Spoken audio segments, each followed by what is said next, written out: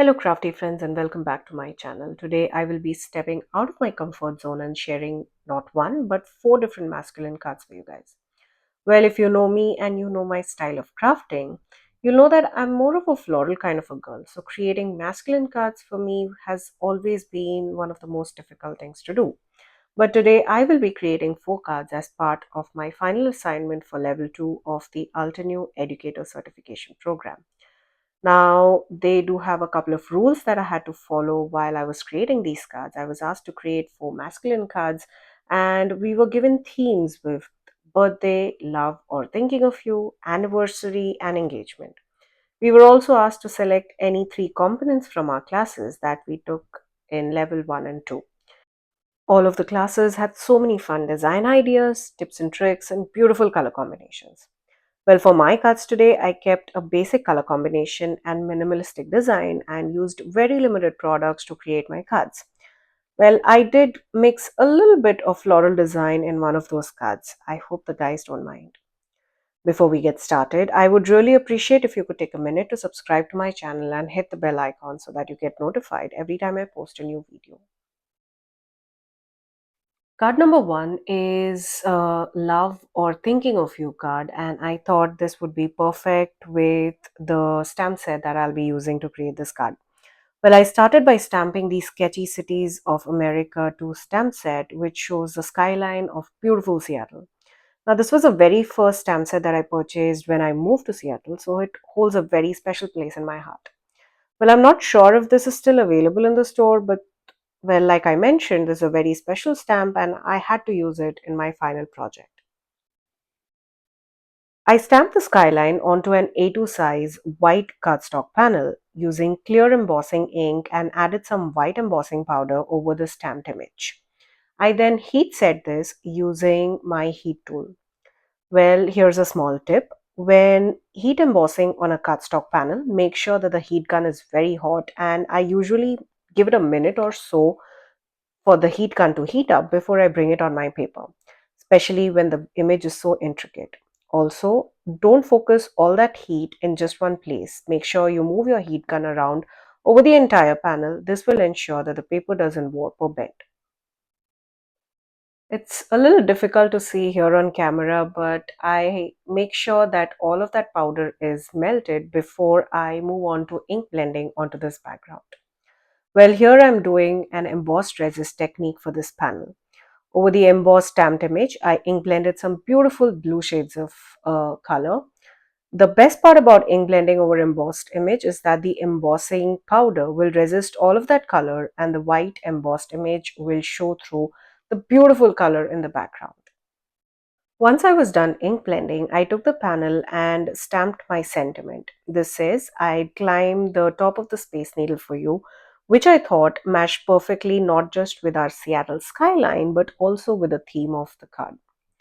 Well, I love shine and sparkle on my cards. I try to use sequin mixes or metallic gold splatters, but with masculine cards, I had to get a little creative with my shines. So instead of using the usual metallic splatters, I added some watercolor splatters in black.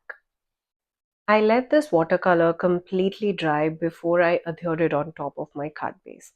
Well, I love how this turned out. I did not ink all over the card panel, instead just focused around my skyline, which I thought would be the main focal point of our card.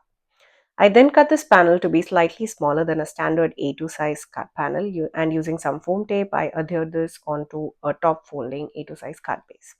I love how clean and simple this looks. Definitely something that I can mass produce with some fun colors. How about a rainbow colored background? Let me know what you think down in the comment section. Well, that was card number one, which was Thinking of You or Love themed, which I thought turned out absolutely beautiful. Now, keeping up with a clean and simple look, I created a floral masculine card. Now, this was definitely a bold idea. Not sure if the guys would appreciate florals or flowers on their cards, but I wanted to try something different. I started with this beautiful stamped image from Build a Flower Torch Garden stamp set. Now, the stamp set is a layering set with perfect layers to create a beautiful three-dimensional floral image. I used the third layer to create a more intricate detail on the flower and stamped and heat embossed it using gold embossing powder. Well, after I heat set the embossing powder, I allowed it to cool down for a couple of minutes before inking it up. If you don't let the panel cool down before ink blending, there are chances that you might smear the embossed image. While my panel was cooling down, I cut the floral image using a coordinating die onto a scrap piece of white cardstock. This created a stencil for my background. I could also use the solid layer in the floral image to stamp onto the heat embossed panel instead of ink blending. I used the same set of blues that I used in my first card to ink blend onto this floral image. I then used my nesting die to cut this panel to be slightly smaller than an A2 size card piece. I then heat embossed the sentiments which says be courageous and you're enough from the Dainty Flowers stamp set onto a strip of black cardstock using the same gold embossing powder. Like we did in our previous project, again for this card, I added some black watercolor splatters in the direction of our flower. This gives a flow to our focal point. Once the watercolor dried, I adhered these strips on either side of the floral focal point using some foam tape. Now, I like to use liquid glue on my foam tape that just gives a slight wiggle room to make sure that the sentiment strips are perfectly aligned. I also like to use my T-square rulers to align my sentiments. Well, I then went ahead and adhered this onto an A2 size card base. I love how easy this card was to create. One focal point with bright, vibrant color creates such a beautiful impact on your card front. I absolutely love this card. So that was card number two, the theme being encouragement, and I love how beautiful this card turned out. Moving on to card number three, where we will be creating a birthday card.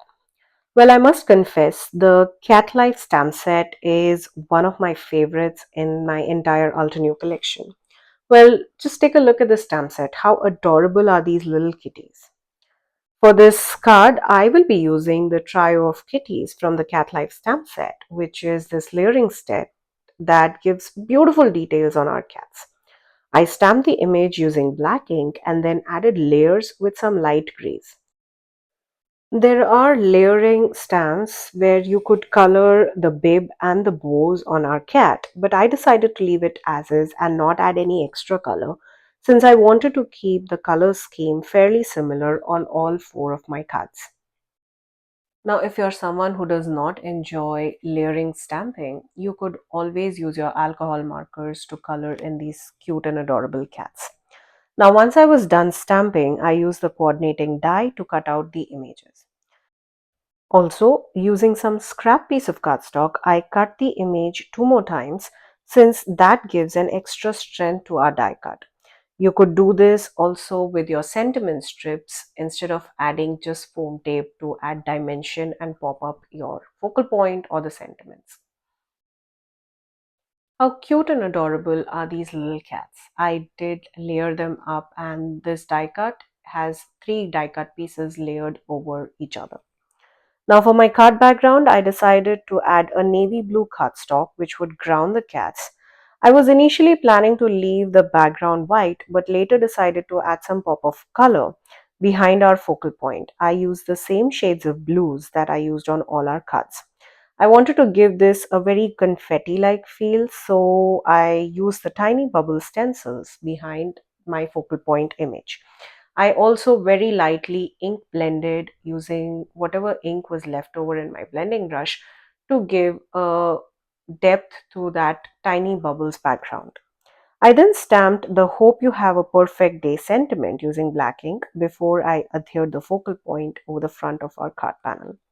Even though we use three layers of die cuts for our cats, I love dimension on my cards. So I used foam tape to adhere my focal point as well. I cut the entire panel to be slightly smaller than a standard A2 size card base and mounted this onto a side folding A2 size note card.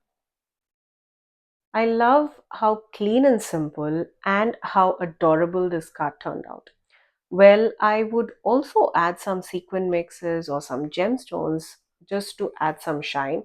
But well, like I mentioned, I will be keeping all of my projects fairly clean and simple. So that was card number 3 for you guys, which was a birthday card. Moving on to card number 4, which is an anniversary card. I used the same cat life stamp set for this card as well. I chose two cat images which I thought would be perfect for this card. I stamped both these images using black ink, and using darker shades of grey, I added layers to our cats. Once I was done stamping, I used the coordinating dies to cut out these images. I also cut them out twice using scrap pieces of cardstocks and layered them over each other to create a more sturdy focal point. I love how cute and adorable these little kitties look. For my background, I wanted a very light, muted tone of blue, but with some extra texture. So I used the 3D Diamond Stars embossing folder for my background. I love the texture that this embossing folder gives to our panels. To add some grounding to our cats, I decided to use a white panel this time. I also went ahead and stamped my sentiment onto the strip of this white panel. As I was looking through my supplies for an anniversary card, I came across this beautiful sentiment from the 4 card stamp set which says, "Loved you once, love you still, always have, always will." I thought this was perfect for this card. I adhered this strip using some liquid glue, and well, since this is a textured base, I made sure that I kept something heavy on it, made sure that the glue was completely dry before adhering my focal point onto this card base. I then directly adhered these images onto the embossed panel. No dimension here. Once I was satisfied with the placements, I cut this panel to be slightly smaller than an A2 size card base, and well, I then adhered it using some foam tape onto an A2 size card base. Well, I did mention that I will not be adding any other color other than the color scheme of blues and grays, but I had to add a little bright red heart. The red heart does add a pop of color but does not move our eyes from the main focal point, and the cats still hold the main focus, and so does our color palette. I love how beautiful this card turned out. It is perfect not just for your anniversaries, it would also be a perfect card for your Valentine's and anything that you would want to give to your loved ones. So those were the 4 cards that I created as part of my AECP level 2 assignment. I had so much fun creating these cards and sharing some fun stories with you guys. Well, all the supplies will be linked down in the description box below. Note that all the links are affiliate links, which means that if you shop using one of my links, I get a small commission at no cost to you guys. Also, a big thank you to all the creators at Altenew for all of these wonderful classes and tips and tricks and beautiful projects. Thank you all for joining me today. Until next time, stay safe.